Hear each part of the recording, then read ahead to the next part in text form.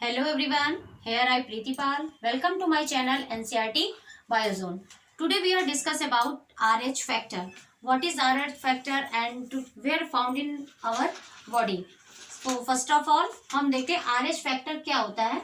RH factor देखिए जो blood group है सभी जानते हैं कि हम ब्लड ग्रुप को चार भागों में बांटा गया है, blood group A B A B and O में. लेकिन यहाँ पर ये RH फैक्टर क्या है, इसकी भी डिस्कवरी, ब्लड ग्रुप की डिस्कवरी कार्ल लैंड-स्टीनर ने की थी. और देखा गया उसके बाद जब ब्लड ग्रुप की डिस्कवरी हो गई उसके बाद भी देखा गया कि जो ब्लड डोनेशन है वो 50% भी उसके चांसेस ऐसे होते थे कि वो अनसक्सेसफुल ही रहता था. यानी अभी तक ऐसा खोजा जब ब्लड डोनेशन के टाइम जो है देखा गया कि जो ब्लड डोनेट होता था उसमें क्या था कि बहुत बहुत ही कम चांसेस होते थे कि ब्लड डोनेशन जो है सक्सेसफुल होता था. तो कार्ल एंड स्टीनर यही सोचते थे कि ऐसा आखिर क्या है कि जो भी अभी हम लोग इसकी डिस्कवरी नहीं कर पाए हैं जिससे कि ये सारे फैक्टर्स सामने आ रहे हैं. तो वो स्टडी करते रहे और उन्होंने बाद में एक चीज खोज निकाली जिसको ब्लड ग्रुप में ही कहते हैं RH फैक्टर. आइए हम बात करते हैं RH फैक्टर. तो फर्स्ट ऑफ ऑल देखेंगे इसकी डिस्कवरी किसने की है. RH फैक्टर की डिस्कवरी भी कार्ल एंड स्टीनर एंड इनके साथ में एक साइंटिस्ट और भी थे जिनका नाम है वीनर. यानी Karl and Steiner and Wiener ने RH फैक्टर की डिस्कवरी की है. तो सबसे पहले RH फैक्टर को इन्होंने कहाँ पर देखा है, तो फर्स्ट टाइम इन्होंने RH फैक्टर को रीसस मंकी में देखा गया. यानी रीसस बंदरों में इन्होंने RH फैक्टर की खोज की और बताया कि जो ब्लड में ब्लड जो हमारा है ब्लड ग्रुप के साथ में कुछ ऐसे फैक्टर प्रेजेंट रहते हैं जिनको हम RH फैक्टर कहते हैं. ये चीज यहाँ पर नोट कर लीजिए, बिल्कुल ध्यान कर लीजिए. जो RH फैक्टर है वो सभी पर्सन में पाया नहीं जाता. अगर सभी में पाया जाता होता तो जिस समय ब्लड ग्रुप की खोज हुई थी उस समय ही RH पॉजिटिव की खोज हो चुकी होती. क्यों? क्योंकि RH फैक्टर जो होता है ह्यूमन बॉडी, ह्यूमन पर्सन में हम बात कर ले तो कुछ में चांसेस होते हैं, कुछ में नहीं होते हैं. और आज आप जरूर ये जान जाएंगे कि किसकी बॉडी में RH फैक्टर प्रेजेंट है और किसकी बॉडी में नहीं है. तो फर्स्ट ऑफ ऑल हम RH फैक्टर देखते हैं. RH फैक्टर प्रेजेंट, देखिए सीधी सी बात है, हम अपना ब्लड ग्रुप सभी ने चेक कराया होगा, इवन सभी को पता भी होगा कि सबका ब्लड ग्रुप क्या है. मान लीजिए सपोज दैट किसी का ब्लड ग्रुप ए है, ए पॉजिटिव. अच्छा, ये पॉजिटिव और निगेटिव का खेल कहाँ से आया, पॉजिटिव निगेटिव का खेल भी पूरा का पूरा कहाँ से आया है, RH फैक्टर से. यानी कि सीधा सा मतलब है कि जिसकी बॉडी में RH फैक्टर प्रेजेंट है that is called positive, and जिसकी बॉडी में RH फैक्टर नहीं पाया जा रहा है यानी अब्सेंट है वो कैसा है, निगेटिव. तो जैसे कि यहाँ पे हम RBC ले लें, चार टाइप का ब्लड ग्रुप होता है, A B and O. RBC हमारी कैसी होती है, ओवल शेप होती है. वही मैंने RBC की जो सरफेस होती है सरफेस पर ही है. जैसे ए एंटीजन पाया जा रहा है तो हम उसको ए पॉजिटिव RBC ए बोल देते हैं. लेकिन इसके जैसे कि ये देखिए ए है यानी कि, और इसके साथ में कुछ फैक्टर मैंने बना रखा है RH फैक्टर, यानी अब इसको हम क्या कहेंगे, ए पॉजिटिव. क्यों कहा, क्योंकि इस पे RH प्रेजेंट है. ये बी है, क्यों, क्योंकि इस पे भी RH प्रेजेंट है यानी B positive. RH A B है, ए बी में RH फैक्टर भी प्रेजेंट है इसलिए ए बी पॉजिटिव. यहाँ पर कोई भी प्रेजेंट नहीं. देखिए ओ ध्यान रखेंगे, जो ओ होता है उसमें कोई भी एंटीजन नहीं पाया जाता है, इसीलिए यहाँ पर केवल क्या प्रेजेंट है, RH प्रेजेंट है, तो इसको हम O पॉजिटिव नाम देते हैं. और जहां पर RBC यानी कि जहां पर RH फैक्टर, देखिए मैंने कहीं पर नहीं बनाया हुआ है, यानी कि यहाँ पर RH फैक्टर नहीं पाया जा रहा है, तो ये कैसा होगा, A negative, B negative, AB negative and O negative. Okay, अब हम देखते हैं यहाँ से एक चीज समझ में आती है कि देखिए नोट कर लें ये बात कि RH positive person can not donate the blood RH negative person. यानी जो RH पॉजिटिव पर्सन है वो कभी भी अपना RH निगेटिव पर्सन को ब्लड नहीं दे सकता है. ऐसा क्यों? क्योंकि जो RH फैक्टर यानी इसमें क्या प्रेजेंट होता है, RH पॉजिटिव. और यही रीजन था जब ब्लड की डिस्कवरी हुई थी, यानी कि जब ब्लड ग्रुप की डिस्कवरी हुई थी उस समय RH फैक्टर की डिस्कवरी नहीं हो पाई थी. और यही रीजन था कि जो ब्लड डोनेशन था वो अनसक्सेसफुल रहता था अदर केसेस में. तो यहाँ पे सपोज दैट एक डोनर है, डोनर यानी जो ब्लड दे रहा है, और रिसीवर यानी जो ब्लड ले रहा है. तो यहाँ पर हमने डोनर देखिए RH पॉजिटिव दिखाया है और donor RH negative, sorry receiver RH negative. ये देखिए ये केस कैसा है, मैंने ऐसा केस लिया है जो पॉसिबल नहीं है. अब क्यों पॉसिबल नहीं है हम आपको यहाँ पे दिखाते हैं. RH पॉजिटिव देखिए RBC है, यहाँ पर मैंने ए बनाया और आर एच पॉजिटिव क्यों है, क्योंकि यहाँ पर आर एच प्रेजेंट है, इसमें आर एच प्रेजेंट नहीं है इसलिए ए निगेटिव है। यानी कि ये जो है क्या है, ए पॉजिटिव है और ये कैसा है, ए निगेटिव है। अभी बात की थी कि R H positive person R H negative person को ब्लड नहीं दे सकता है। अब यहाँ पे मान लीजिए suppose that in during the time of accident हो गया, इमरजेंसी है, कुछ भी समझ में नहीं आ रहा, तो क्या करते हैं हम, यहाँ पर आर एच पॉजिटिव का ब्लड आर एच निगेटिव को डोनेट कर देते हैं। सपोज दैट हमारा ए पॉजिटिव है और हमने किसी को ब्लड डोनेट किया जो पर्सन कैसा है, आर एच निगेटिव है। देखिए फर्स्ट ट्रांसफ्यूजन क्या होगा, फर्स्ट ट्रांसफ्यूजन में कोई भी दिक्कत इतनी ज्यादा नहीं होगी। क्यों नहीं होगी, थोड़ा सा ऐसा होगा कि जो आर एच पॉजिटिव है, जैसे ही आर एच निगेटिव की बॉडी में आपका ब्लड जाएगा वहां पर वो जैसे, क्योंकि ये इसके लिए अननोन है फैक्टर, ये ए निगेटिव जो पर्सन, ए निगेटिव जो ब्लड है वो आर एच फैक्टर के लिए अननोन है, वो जानता ही नहीं ये क्या है, क्योंकि उसकी बॉडी में पहले से प्रेजेंट नहीं है। और वो क्या करेगा, इसकी against anti R H antibody बनाना उसकी बॉडी में शुरू कर देगा। जब उसकी बॉडी में एंटी आर एच एंटीबॉडी बनना शुरू हो जाएगा तो देखिए यहाँ पर क्या होगा, लेकिन ये ध्यान रखें कि इसकी बॉडी में एंटी आर एच एंटीबॉडी तुरंत नहीं बनने लगता है भाई, इम्यून सिस्टम के ऊपर डिपेंड करता है उसकी बॉडी में इम्यून सिस्टम कैसा है। उसको 10 दिन भी लग सकते हैं, 1 हफ्ते भी लग सकता है, 15 दिन भी लग सकते हैं, और तब तक आर एच जो निगेटिव व्यक्ति है यानी जो ए निगेटिव जिस ब्लड है वो अपने आप को सर्वाइव कर लेता है। तो वहां पर क्या होता है, इनकी संख्या थोड़ी कम हो जाती है, तो इतना इफेक्ट नहीं दिखा पाते हैं। लेकिन ऐसा ये क्या होता है कि अगर नेक्स्ट टाइम, अगर दोबारा से अगली बार कभी इनको जरूरत हुआ और आर एच पॉजिटिव पर्सन का ही ब्लड आर एच निगेटिव में चढ़ा दिया जाता है तो ये बहुत ही खतरनाक हो सकता है। सेकेंड ट्रांसफ्यूजन नॉट सक्सेसफुल, तुरंत जो है उसकी डेथ हो सकती है।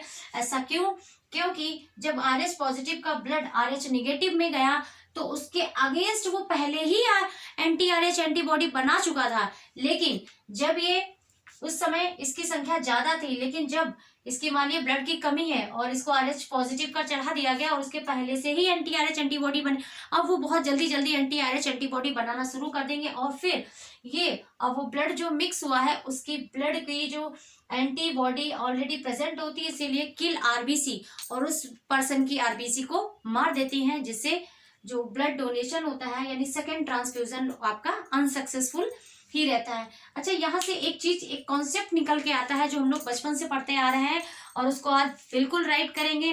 देखिए मेरा उद्देश्य सिर्फ यही है कि एक अच्छी नॉलेज डिलीवर हो, एक राइट वे में एक जो एजुकेशन है वो अच्छी तरीके से डिलीवर होनी चाहिए, चाहे वो किसी भी वे में होनी चाहिए। देखिए यहाँ पर अभी तक हम लोग एक बच्चों वाली बात पढ़ते थे कि ए है तो उसको ए पर्सन ए को दे सकता है, बी पर्सन बी को दे सकता है, ए भी सभी से ले सकता है और ओ जो है वो सभी को दे सकता है। ये थोड़ा हमारा स्टैंडर्ड क्या है, सही है, बट स्टैंडर्ड क्या है, थोड़ा बिलो है। लेकिन जब हम हायर स्टडी करेंगे और उसके बारे में जाने, आर एच फैक्टर को भी ले लेंगे, आर एच फैक्टर को भी ले लेंगे, तो हमारा जो ओ है वो गलत हो जाएगा। ओ जो होता है वो सर्वदाता यानी डोनर नहीं होता है, ओ निगेटिव की बात करते हैं। यहाँ पर किसकी बात करते हैं, ओ निगेटिव की। और इसी तरीके से जो यूनिवर्सल रिसीवर होता है वो ए बी पॉजिटिव होता है, ना कि ए बी, क्योंकि अभी मैंने बताया कि आर एच पॉजिटिव पर्सन किसी भी हालत में आर एच निगेटिव पर्सन को ब्लड नहीं डोनेट कर सकता। तो आज यहाँ से आप एक चीज, तो पहली बात तो आपका ब्लड ग्रुप आपके में आर एच है कि नहीं है आप ये जान चुके होंगे। सो और ये इनकॉम्पेबिलिटी कहाँ देखने को मिलती है, एक कंडीशन और है, आर एच इनकॉम्पेबिलिटी ड्यूरिंग प्रेगनेंसी। देखिए प्रेगनेंसी के समय में भी क्या आर एच जो होता है बहुत बड़ा रोल अदा करता है। देखिए जब शादी होती है यानी कपल जो शादी जो मेल एंड फीमेल शादी होती है, जब लोग सब लोग क्या करते हैं, पंडित से पूछते हैं, ये करते हैं वो करते हैं। अकॉर्डिंग टू मी आगे आने वाली जनरेशन को क्या करना चाहिए कि सबसे पहले जो लड़का और लड़की है उनका ब्लड ग्रुप देखना चाहिए, ब्लड ग्रुप में भी आर एच फैक्टर देखना चाहिए, ताकि आगे आने वाली जो बहुत ऐसे केसेस हो जाते हैं वो ना हो। क्यों, देखिए आर एच निगेटिव अगर मदर है, आर एच निगेटिव मदर है और फॉइटस यानी जो बनने वाला बेबी है वो आर एच पॉजिटिव है, that can not survive everything, यानी कि ये जो ऐसा जो बच्चा है जो बनेगा वो कभी भी सरवाइव नहीं कर सकता, यानी ऐसी कंडीशन में मिसकैरेज के चांसेस 100% होते हैं। क्यों? देखिए, ये केवल एक ही कंडीशन है और बहुत ही रेयरली होती है। केवल और केवल एक कंडीशन में ऐसा होता है कि मदर को RH निगेटिव नहीं होना चाहिए। और क्योंकि मदर RH निगेटिव हो तो जाहिर सी बात है कि जो मेल है यानी जो पर्सन होगा वो कैसा होगा, पॉजिटिव होगा। पॉजिटिव, अगर आप शादी कर रहे हैं तो आप ये चीज जरूर देखें कि अगर लड़की RH निगेटिव है तो लड़का भी RH निगेटिव होना चाहिए। पॉजिटिव का खेल ही खत्म है। अगर आप मदर RH निगेटिव है तो आप RH पॉजिटिव नहीं होने चाहिए किसी भी केस में। तो ऐसा क्या होता है, आगे आपकी जनरेशन को पूरी तरीके से खतरा है। तो सपोज दैट हम एक यहाँ फिगर के माध्यम से समझते हैं। जैसे कि मैंने यहाँ पे एक प्रेग्नेंट वुमेन बनाई है, तो इसमें मान लीजिए जो मदर कैसी है, RH निगेटिव है, ओके। और जो एम्ब्रियो है यानी कि जो फोइटस है वो RH पॉजिटिव है, यानी जो बेबी है वो कैसा RH पॉजिटिव है। तो ये क्या होगा, देखिए जो मदर जो भी न्यूट्रिशन लेती है, जो भी उसका मदर का जो भी न्यूट्रिशन फूड मटेरियल जो भी होता है वो सब बेबी में ट्रांसफर होता है through the placenta. But baby से बैक मदर में नहीं आता है। क्यों? मैंने अभी बात की है कि RH निगेटिव तो दे सकता है बट पॉजिटिव नहीं दे सकता है। तो ये क्या होता है, तो इस फर्स्ट जो डिलीवरी होती है यानी फर्स्ट कंडीशन जो होती है वो कैसी होगी, सक्सेसफुल होगी, यानी कोई भी इश्यू नहीं होगा फर्स्ट डिलीवरी के टाइम, ऐसा अगर है तो। लेकिन जब इसकी डिलीवरी हो रही होगी तो उस समय जो प्लेसेंटा होता है उससे प्लेसेंटा जब ब्लास्ट होता है यानी प्लेसेंटा जब कट किया जाता है तो उसमें कुछ ब्लड के जो पार्टिकल्स होते हैं वो मदर के ब्लड से मिल जाते हैं, या यूं कहें कि यहाँ पर कुछ बेबी फाइटस से जो ब्लड आता है वो मदर के ब्लड में ही रह जाता है। और ये ब्लड जो होता है वो अब मदर, देखिए RH निगेटिव है, बेबी का कैसा था, RH पॉजिटिव है। तो जैसे ही ये मदर के ब्लड में जाएगा ये इसके लिए अननोन होगा, और जब अननोन होगा तो इसके लिए क्या होगा, ये एंटी RH एंटीबॉडी बनाना शुरू कर देगा मदर का ब्लड। और जब ये एंटी RH एंटीबॉडी बनाना शुरू कर देगा तो क्या होगा, इसकी बॉडी में अब ये बच्चा जाते जाते अपनी माँ को एक खतरे का निशान देकर जाता है, यानी कि कुछ ऐसा उसकी बॉडी में छूट जाता है फैक्टर जिसकी वजह से अगली आने वाली जनरेशन यानी second delivery is not completed. Second delivery के कोई भी चांसेस नहीं है यहाँ पर।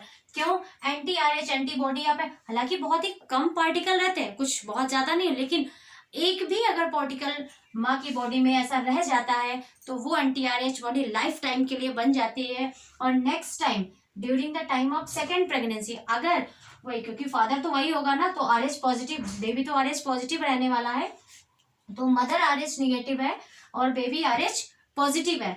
तो उस समय देखिए क्या होगा, यहाँ पर जो इसके अंदर मदर RH निगेटिव है, पहले से ही एंटीबॉडी बनी है, कौन सी, एंटी RH एंटीबॉडी। अब ये पहले से ही बनी है तो जो मदर से जो न्यूट्रिशन जाता है, न्यूट्रिशन यानी जो भी चीजें बच्चे के प्लेसेंटा के थ्रू जाती हैं, यहाँ पर जो एंटी RH एंटीबॉडी होती है ये IgG टाइप होती है। और ये IgG टाइप जो होती है बहुत ही स्मॉलेस्ट एंटीबॉडी होती है जो कि प्लेसेंटा को क्रॉस करके बेबी के फ्लूइड में चली जाती है, यानी बेबी के बॉडी में ट्रांसफर हो जाती है। अब यहाँ पर क्या, जैसे ही ट्रांसफर हो गई ये बेबी का जो ब्लड होता है इसको खत्म करना शुरू कर देता है, यानी उसकी RBC को किल करना शुरू कर देता है, क्योंकि यहाँ पर इसकी कंसंट्रेशन ज्यादा होता है और बेबी का कम होता है। तो इस क्या होगा, बेबी यानी जो फोइटस है उसमें एनीमिया होने लगेगा। एनीमिया यानी ब्लड की क्या हो जाएगी, कमी हो जाएगी।